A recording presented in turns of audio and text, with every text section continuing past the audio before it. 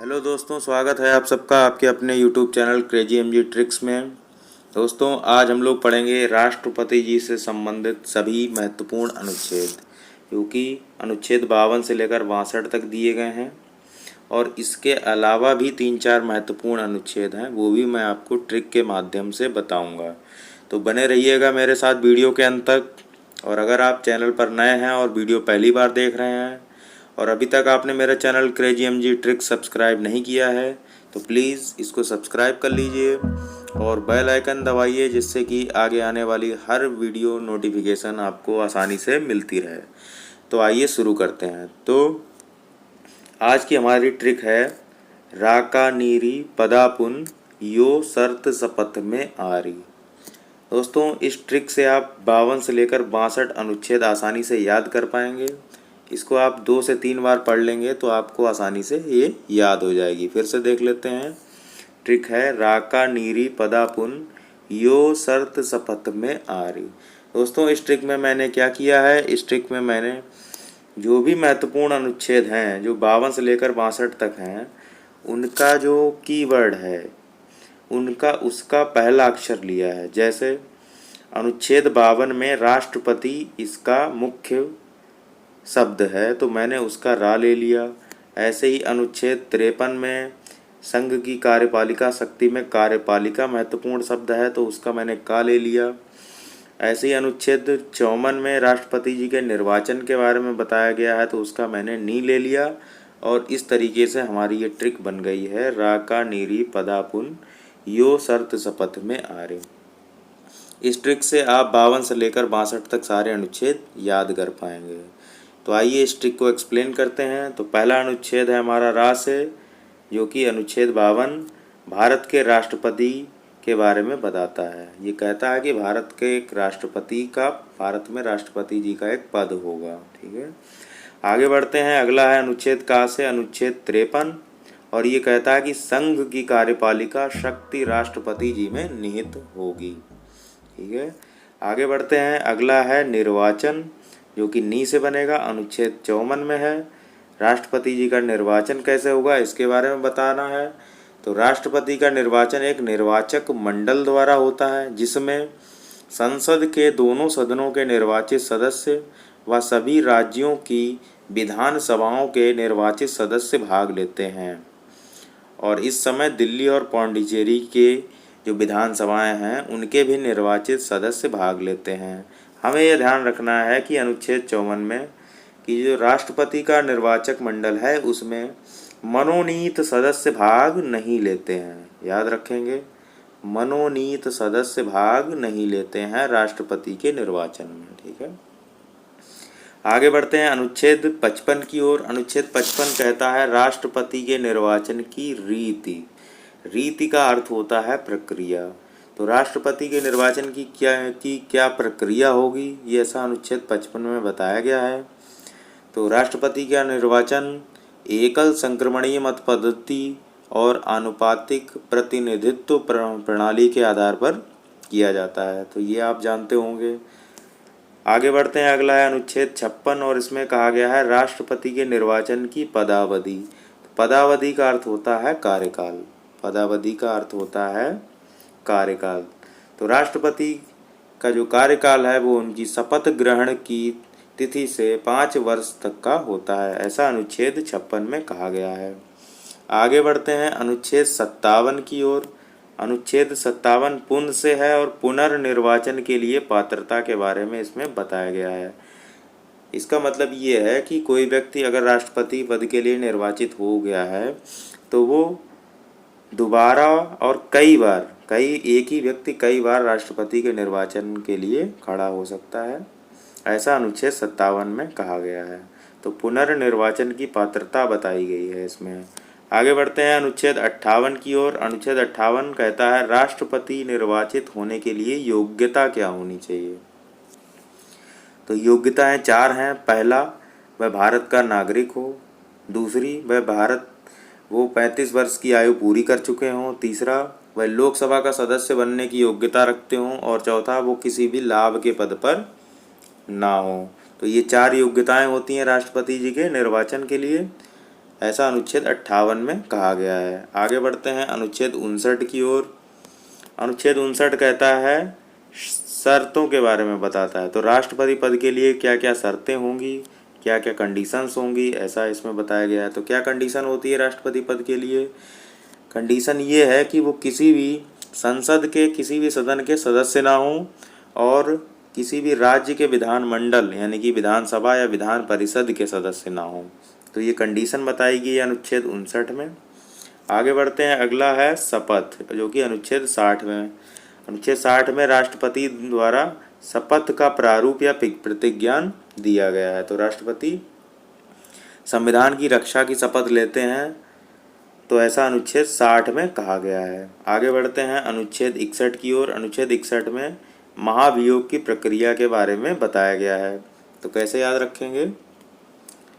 तो महाभियोग की प्रक्रिया, तो आप जानते होंगे कि महाभियोग की प्रक्रिया संसद के किसी भी सदन में आरंभ की जा सकती है, लेकिन इसकी सूचना राष्ट्रपति जी को 14 दिन पहले दे दी जाती है और उसके बाद प्रत्येक सदन में 2/3 बहुमत से जब वो प्रस्ताव पारित हो जाता है तो राष्ट्रपति जी को अपना पद त्याग करना पड़ता है। तो ये सारी बातें आप जानते होंगे।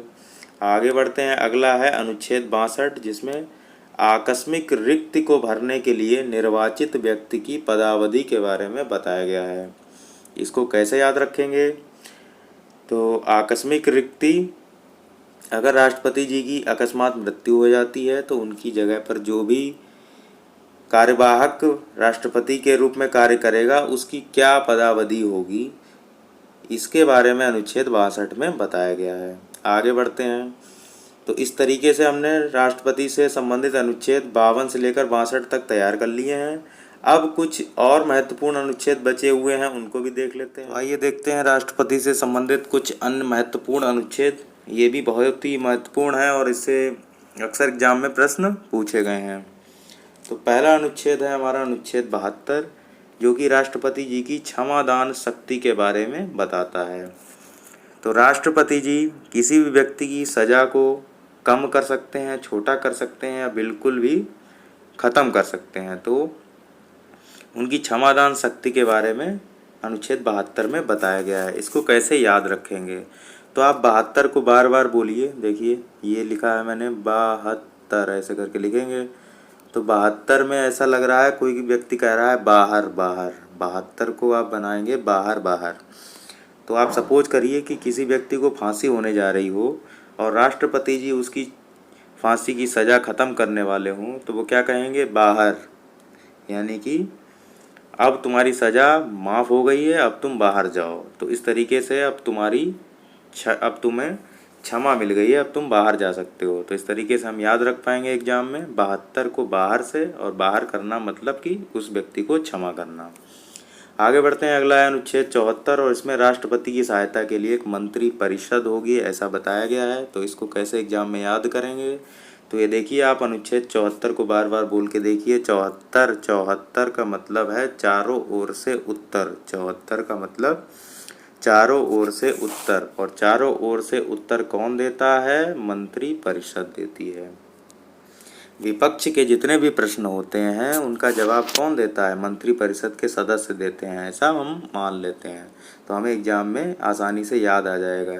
जैसे ही हम 74 बोलेंगे तो 74 जैसे अनुच्छेद आएगा एग्जाम में, तो 74 तुरंत आएगा दिमाग में, चारों ओर से उत्तर कौन देता है? तुरंत मंत्री परिषद पे क्लिक करेगा दिमाग और हम यही वाला ऑप्शन क्लिक कर देंगे।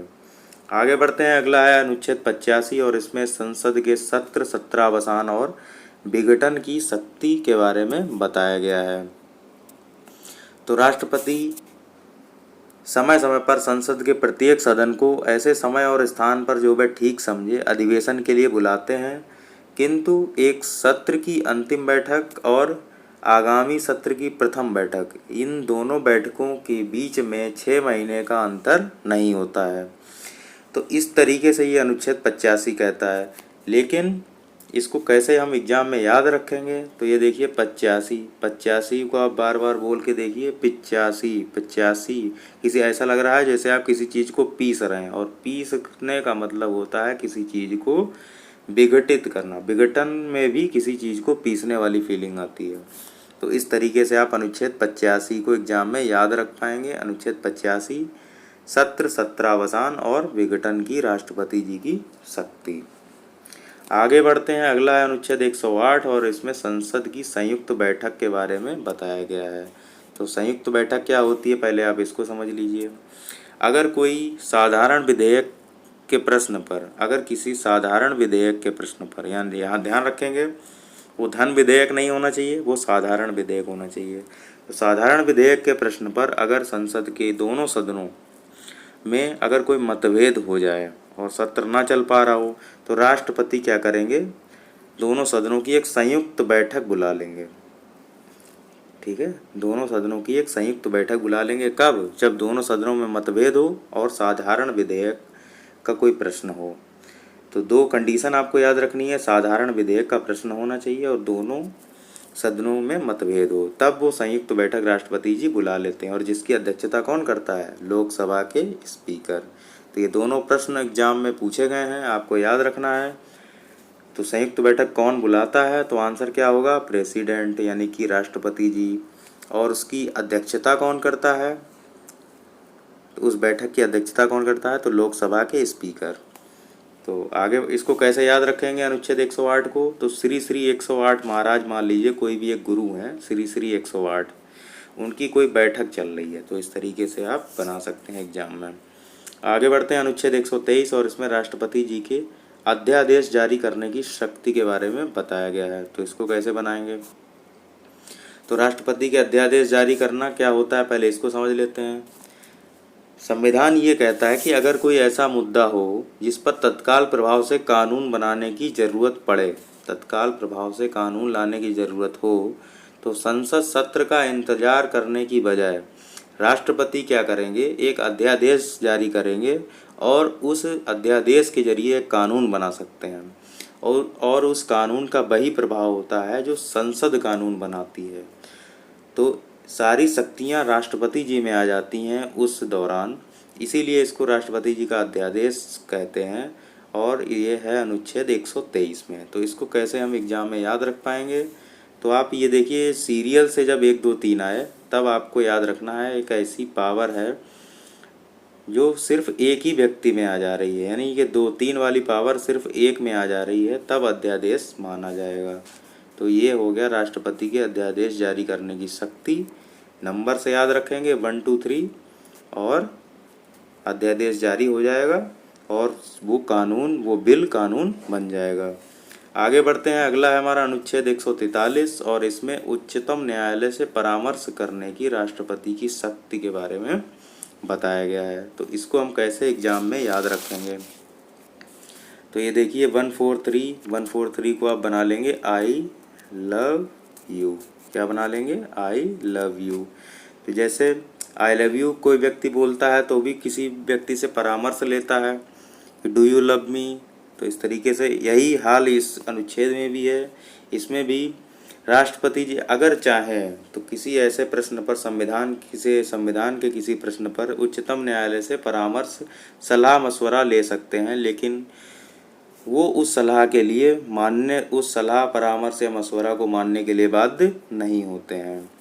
तो इस तरीके से आप 143 जहाँ देखेंगे आपको आई लव यू दिमाग में आएगा और यहाँ पर परामर्श जो कीवर्ड है वो याद आ जाएगा, उच्चतम न्यायालय से परामर्श याद आ जाएगा। तो इस तरीके से हमने ये अनुच्छेद 72, 74, 85, 108, 123 और 143 ये देख लिए हैं। तो कैसा लगा आपको ये वीडियो, आप कमेंट करके ज़रूर बताइएगा। अगर आपको ये वीडियो अच्छा लगता है तो इस चैनल को सब्सक्राइब कीजिए, लाइक कीजिए, अपने दोस्तों के साथ शेयर कीजिए और मिलते हैं अगले वीडियो में। तब तक के लिए जय हिंद, जय भारत।